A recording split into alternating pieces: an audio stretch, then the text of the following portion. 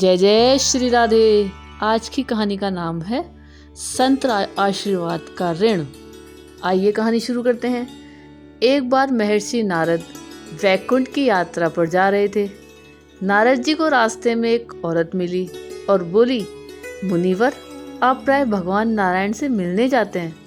मेरे घर कोई औलाद नहीं है। आप श्री प्रभु से पूछना मेरे घर औलाद कब होगी। नारद जी ने कहा, ठीक है, पूछ लूँगा। इतना कहकर नारद जी नारायण नारायण करते हुए यात्रा पर चल पड़े।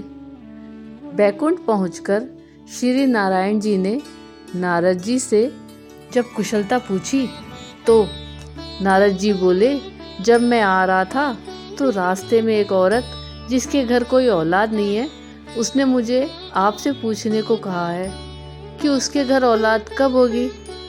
तब नारायण बोले, तुम उस औरत को जाकर बोल देना कि उसकी किस्मत में औलाद का सुख नहीं है। नारद जी जब वापस लौट रहे थे तो वह औरत बड़ी बेसब्री से नारद जी का इंतजार कर रही थी। औरत ने नारद जी से पूछा कि प्रभु नारायण ने क्या जवाब दिया। इस पर नारद जी ने कहा, प्रभु ने कहा है कि आपके घर कोई औलाद नहीं होगी। यह सुनकर औरत दहाड़े मारकर रोने लगी। नारद जी चलते बने। कुछ समय बीत गया। गांव में एक संत मधुकरी के लिए आए और उस संत ने उसी औरत के घर के पास ही यह आवाज़ लगाई। संत की आवाज़ सुनकर वो बांझ औरत मधुकरी के लिए भोजन ले आई।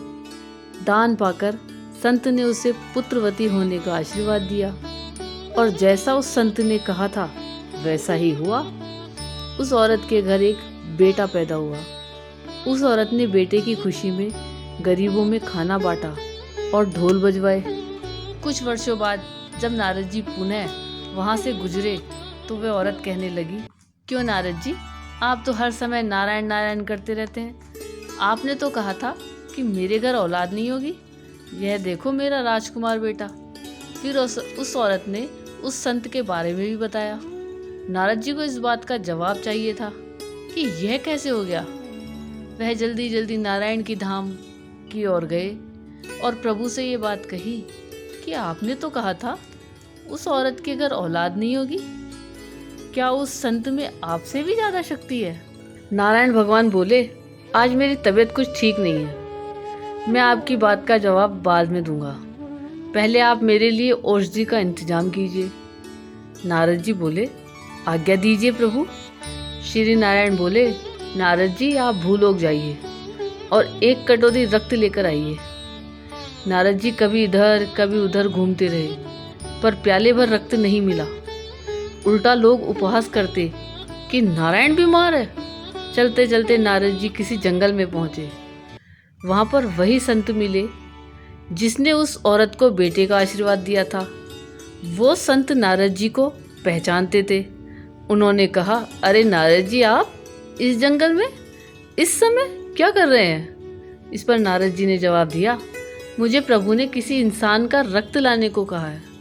यह सुनकर संत खड़े हो गए और बोले कि प्रभु ने किसी इंसान का रक्त मांगा है।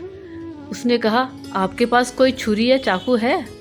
नारद जी ने कहा कि वह तो मैं हाथ में लेकर घूम रहा हूँ। उस संत ने अपने शरीर से एक प्याला रक्त दे दिया। नारद जी वह रक्त लेकर नारायण जी के पास पहुँचे और कहा, आपके लिए मैं औषधि ले आया हूँ। नारायण ने कहा, यही आपके सवाल का जवाब भी है। जिस संत ने मेरे लिए एक प्याला रक्त मांगने पर अपने शरीर से इतना रक्त भेजकर मुझे अपना ऋणी बना लिया है, जो मुझसे इतना प्रेम करता हो, क्या उस संत के आशीर्वाद देने पर मैं किसी को बेटा भी नहीं दे सकता। उस बांझ औरत के लिए आप भी तो कर सकते थे, पर आपने ऐसा नहीं किया। रक्त तो आपके शरीर में भी था, पर आपने नहीं दिया।